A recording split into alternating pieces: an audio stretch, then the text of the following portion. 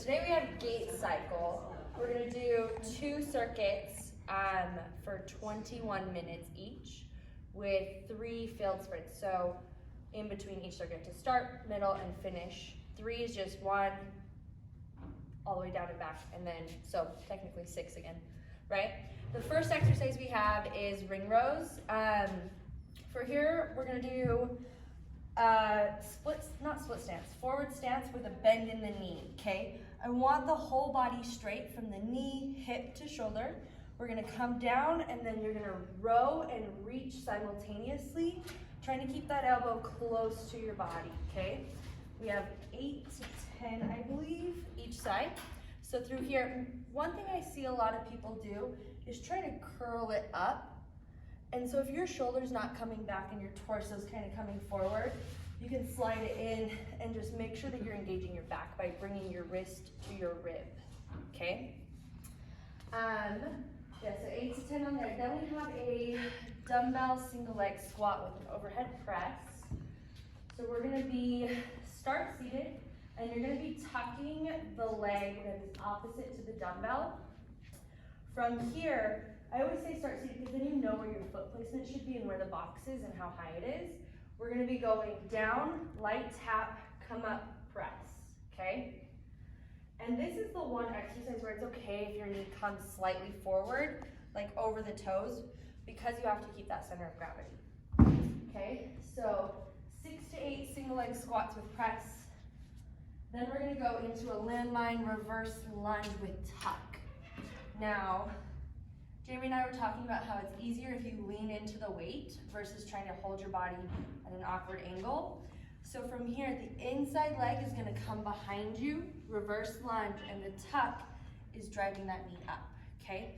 So I'm like literally resting all my weight into that plate so that this leg is doing the majority of the work, like 80-20.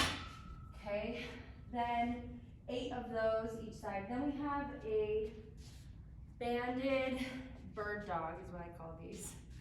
So band goes around the toes. We're gonna be in bird dog position or bear crawl position. And then I want you to extend your leg and arm, alternating, right?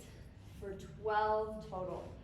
Here, I want to make sure that we're not dropping our abs and extending, like sticking our butt out. We want to keep the abs pulled in and up as you exhale and squeeze.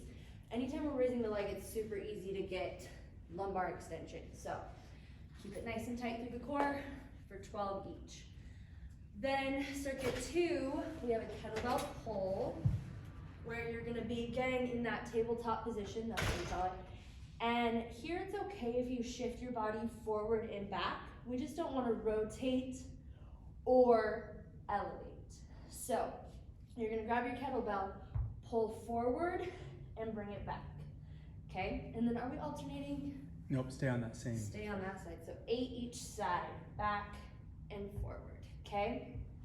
With that one, if you exhale, it'll help engage your core as you extend over your head with that kettlebell.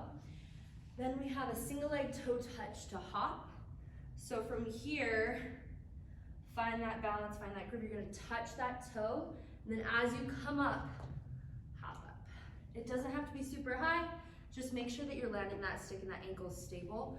A regression for this would just be coming up, okay? But I feel like that threw me off balance more.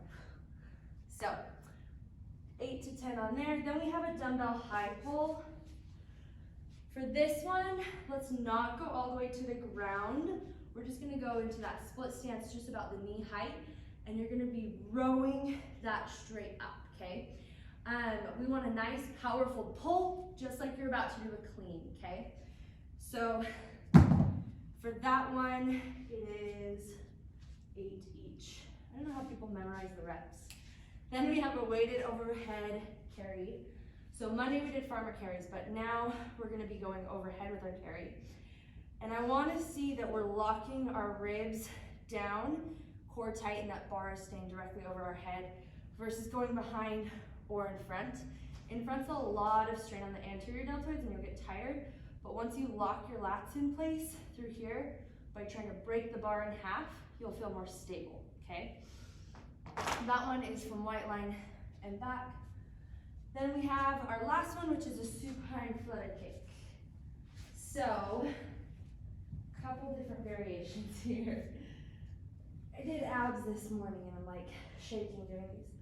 So Jamie said out in front was easier, and we're gonna go big pulls with our flutter kicks, or if you want, you can go tiny flutter kicks, cross over, or you can bring it all the way up overhead, which is 10 times harder in my opinion. And that one is for 30 seconds, not 30 reps. Okay, questions, comments, jokes, that was a lot. Smashed. All right. Huh? Huh? I said I feel like that was a lot. It was a ton.